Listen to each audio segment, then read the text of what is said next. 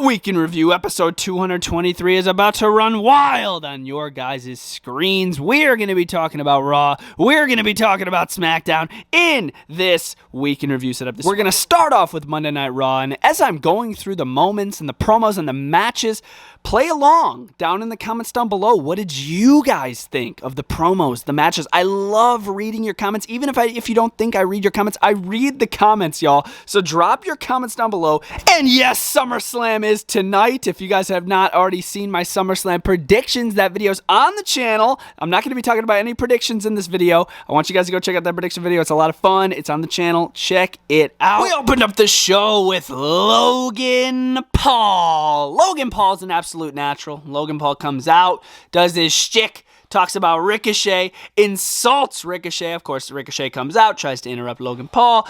Logan Paul insults Ricochet by mentioning his fiancée, Samantha Irvin, the ring announcer for Monday Night Raw. Logan Paul's like, at SummerSlam, she's going to say, and your winner, Logan Paul. And then Ricochet got pissed off because you don't mention the family, especially the fiancé. Ricochet started getting mad, started brawling with Logan Paul, tried to do a little flip, but then Logan Paul, with one lucky punch, right hand, right to the side of the face of Ricochet and knocks out Ricochet. I was like, dang, Logan Paul with the last laugh going into SummerSlam. I really enjoyed this promo. I thought it was a lot of fun. I like Ricochet and Logan Paul. Some of the promos have been a little mid in the past, but I think this one is the best so far, especially with Logan Paul mentioning Ricochet's fiance. Ludwig Kaiser of Imperium looked to please the Ring General Gunther by beating Matt Riddle in a one-on-one match, and he did just that. Ludwig Kaiser's no joke. I like Ludwig Kaiser. You could tell the tensions were high. He kept looking over at Gunther when he'd start losing. He's like, crap, I have to win this match, otherwise Gunther's going to most likely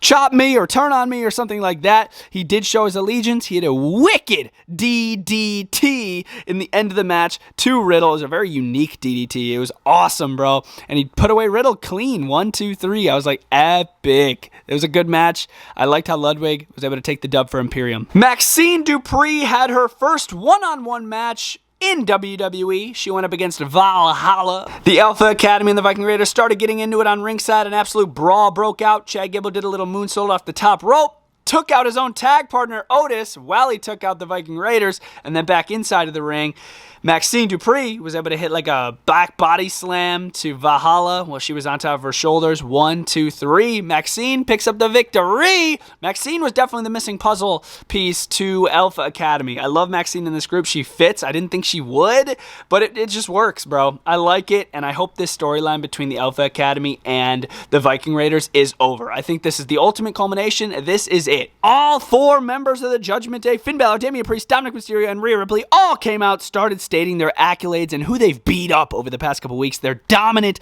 performance on Monday Night Raw last week, and then it gets interrupted by the last person I was expecting, Raquel Rodriguez. I thought Raquel Rodriguez was going to be out for a long, long time, especially after this knee injury that she sustained from Rhea Ripley, but she comes out, starts attacking Rhea Ripley, gets the best of Rhea Ripley until Rhea Ripley targets the leg, and then Rhea sort of drops, and then the refs do come out, refs and officials come out to break it up, so then Rhea can't do any more damage to Raquel, because Raquel, she's in rough shape, man. I don't even think she was cleared to be out here, but it was just a fight. It wasn't a match. I liked it, and I cannot wait to see Raquel versus Rhea Ripley one-on-one for the Women's Championship. I'm really looking forward to that, because they're both similar in stature. I see this being a really fun match, and I liked it a lot. Shinsuke Nakamura did go one-on-one with Tommaso Ciampa, and as you guys know, last week Tommaso Ciampa had a great match with Bronson Reed, and then Shinsuke Nakamura ruined it. Same thing this week. Tommaso Ciampa could have had a great match, but Shinsuke Nakamura ruined it. This match was mid, and Shinsuke had to cheat to win.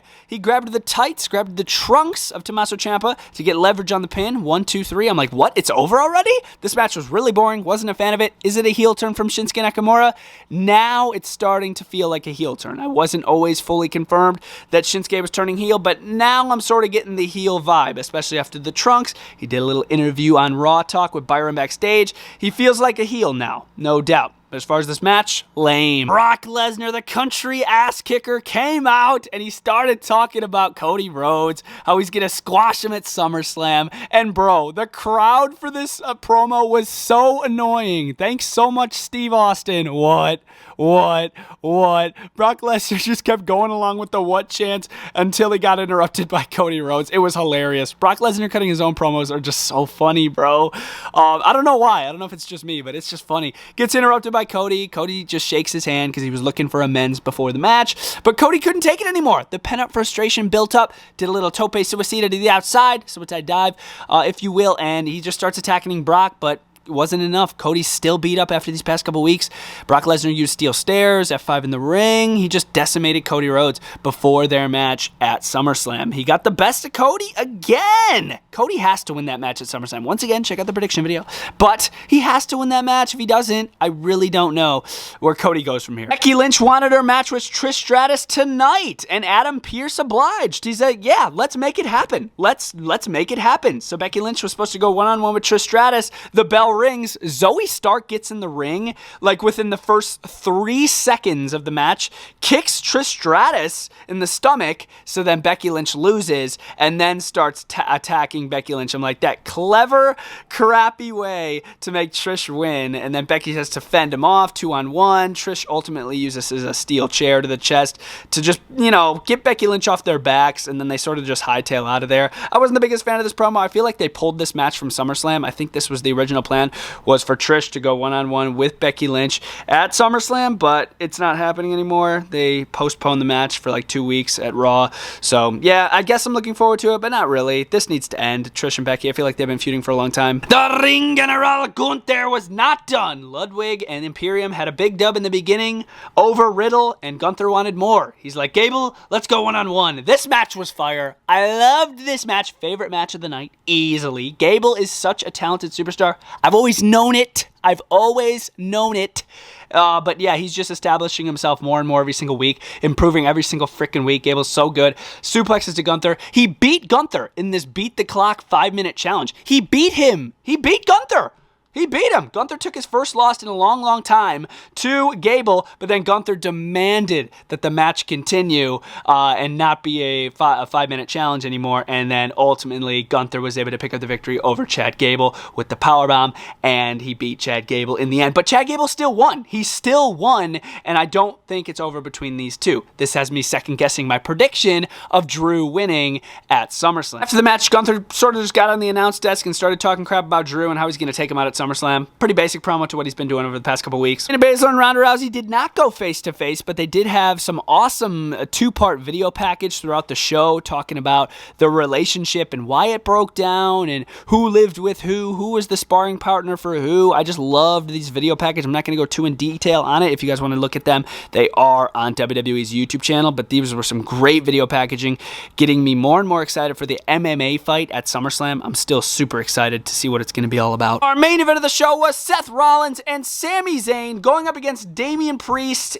and Dominic Mysterio of the Judgment Day. This tag team match wasn't bad. Obviously, Sami can't team with Kevin right now because Kevin's injured. So he's like, Seth, let's freaking team up. Let's take out the Judgment Day. And they did just that. Damian Priest, he had Seth Rollins down. It looked like he was going to cash in. But Finn Balor was hesitant to give Priest the Money in the Bank briefcase. Sami Zayn takes advantage with a Hallula kick to Dominic Mysterio. And then Seth Rollins with the curb stomp to Damian Priest. And then Seth and Sami pick up the victory. Little face ending to Monday Night Raw. Not bad at all. And this definitely messed with the momentum of the Judgment Day because the Judgment Day had so much momentum over this past Monday Night Raw here. Now it's getting derailed a little bit by Seth and Sami. Got to think the Judgment Day is going to come back, maybe try to cash in at SummerSlam. Like I said, something's going to happen with that briefcase at SummerSlam and Seth and Finn. I'm really looking forward to it. Once again, the prediction video is on the channel. But yes, that was Monday Night Raw in a WWE action figure setup style. If I were to rate Monday Night Raw this week, I'm going to give Raw a solid 3 out of 5. Thought it wasn't a bad show, wasn't as good as last week, but it still wasn't a bad show. There were some bad things, there were some good things. It's Monday Night Raw. You're always going to have that. Jumping into the SmackDown side of things, this SmackDown show felt so fast, but when wrestling shows feel fast, that's when they're fire. This show was pretty freaking good. A great go-home show to SummerSlam. This is the last WWE show before SummerSlam. Of course, SummerSlam is later today. I will be filming a review on it and dropping that to the channel as well, so stay tuned for that. But without ado, let's jump into the beginning of the show. We opened with LA Knight. Yeah. Oh, yeah. LA Knight, he came out. Let me talk to you. He was over with the crowd like he always is, just working the crowd so good. I loved his promo. He was talking about all the schmucks that are going to be in the Battle Royal Saturday, which is today, but yeah, it was yesterday. But yeah, you guys know what I mean. And of course, he got interrupted by Sheamus, one of the guys that he insulted that's going to be in the Battle Royal as well. And then they had a match one-on-one. Some of the other guys from the Battle Royal had come out mid-match. They were sort of ringside. It sort of all broke down after LA Knight and Sheamus botched a move on the top rope. I hate to even mention that. It's live television. You can't edit it. It's live. I remember Chris Jericho saying in his podcast, I hate when people say the word botch. I hate it. I hate even mentioning it, but it needs to be mentioned. It was a botched move. Off the top rope, they had fallen to the outside. I was like, crap, that wasn't supposed to happen. But LA Knight did a great leap right to the top rope, and they sort of slipped, which it happens. But it's live television. You can't go back. You can't edit it. But regardless, that still happened. This was still a kick-ass match. I really enjoyed it. Sheamus with some wicked white noises. In the end, we did see LA Knight, hit his finishing maneuver to pick up the victory over Sheamus, looking good going into the Battle Royal. And while the Superstars were still brawling on the outside, the Karrion Kross sort of tried to run into the ring and try to get, LA Knight, and then LA Knight escaped, keeping him fresh before that Battle Royal at SummerSlam. And even though that LA Knight won here, still really want him to win at SummerSlam, because normally the person that gets the upper hand on the go-home show normally never wins at the premium live event. It was a tag team match. The Brawling Brutes, Butch and Hound, going up against the OC, the only club that, whatever the heck they say. It was Luke Gallows and Carl Anderson. Good to see them in a tag team match. Of course, he had Meechin on ringside. This match was pretty solid. Butch, he does some great work. Bro, they just got to change his name back to Pete Dunne. For real, I cannot take Butch seriously. Like, I'm actually calling him Butch now. It's sad. I want to call the man Pete Dunne, just like Shawn Michaels did a couple weeks ago. He wanted to call him Pete Dunne. But anyways, this match was pretty good up until it got interrupted by the new and improved Street Profits. The Street Profits come out. They interrupted the match. They took out everybody. They took out Gallows, Anderson, the Brawling Brutes. They meant business. The Street Profits came out with a message to send, and they sent that message. And of course, right after that, Bobby Lashley came out, and then he was sort of like the showman of all this. He was the illustrator of all this. He sent the Street Profits in, and bro, the Street Profits, they heavily needed a change, and I feel like this was the route to go, a heel turn. But they were still getting cheered by the crowd, which I really, really liked. Angelo Dawkins was wearing a suit. You don't normally see that. Montez does occasionally, but yeah, you don't normally see Angelo Dawkins wearing a suit. So yeah, you can tell they meant business, a little hurt business, and they sort of just walked off as they got their hand rose by Bobby Lashley. I'm very curious to see what this Hurt Business 2 is going to do, if you know what I mean. Paul Heyman came out talking about what tribal combat is all about, and they showed a little video package, and they highlighted what that red lei is all about. They called it the Una Fala.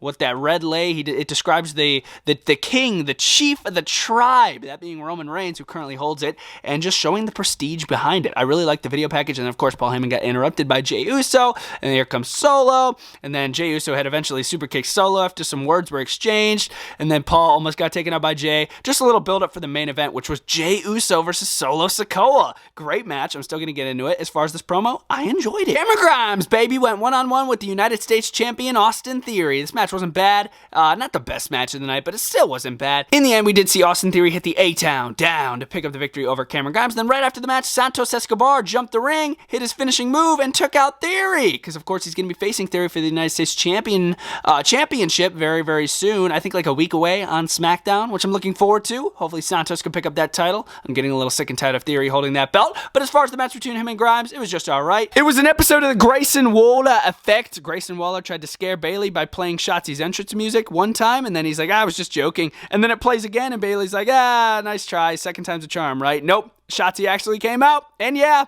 she has a freaking buzz cut, man. And I can't lie, no offense to Shotzi, she looks a little scary. I'm not gonna lie. I don't blame Bayley for being scared of her one bit. She had a hair trimmer, and she was running after freaking Bayley with the hair trimmer. I'm like, no way she shaves Bayley's head. No freaking way Bayley will agree to shave her head. There's no way. There's no way, dude. And Shotzi couldn't get to her, but Shotzi did chase her around. And prior to Shotzi revealing herself, Selena Vega had come out as Shotzi in the tank, and then that led to a match between Io Sky versus Selena Vega, and this was a really good one-on-one match. Selena Vega taking the W with the code red, and I was like, let's go. Selena Vega heavily deserved a victory. She got it. Her and Santos Escobar looking really good on SmackDown. Yeah, like I said, she just hit the code red over Io Sky to pick up the victory. Pretty freaking fire. And then the main event, it was Jey Uso going up against Solo Sikoa, and I couldn't believe they were going to have Jey Uso in a main event match like this, but yeah, he is main event Jey Uso up against Solo right before his match against Roman, but he had it anyways. The match was amazing, and Jey Uso pinned Solo Sikoa with the frog splash, and I couldn't believe it. Only the second ever time Solo's been pinned on the main roster. First by Cody, second by Jey. Jey looking absolutely amazing going up against his match against Roman Reigns at SummerSlam, but is that a good thing or a bad thing? Normally a bad thing, because the person that takes the dub on SmackDown or the Go-Home show before the pay-per-view normally loses. After the match, Solo tried to attack, but Jey had a steel chair and a little equalizer to even up the odds. Great ending. I love you, Jey Uso. I love you, little Jey. And I hate to see you lose at SummerSlam. But yes, that was the week in review. I really hope you guys enjoyed. Let me know what you guys thought about Raw and SmackDown down in the comments down below. And stay tuned for the SummerSlam review dropping very, very soon on the Brita Live channel right after SummerSlam, most likely. I'll see you guys next time. Brita Live is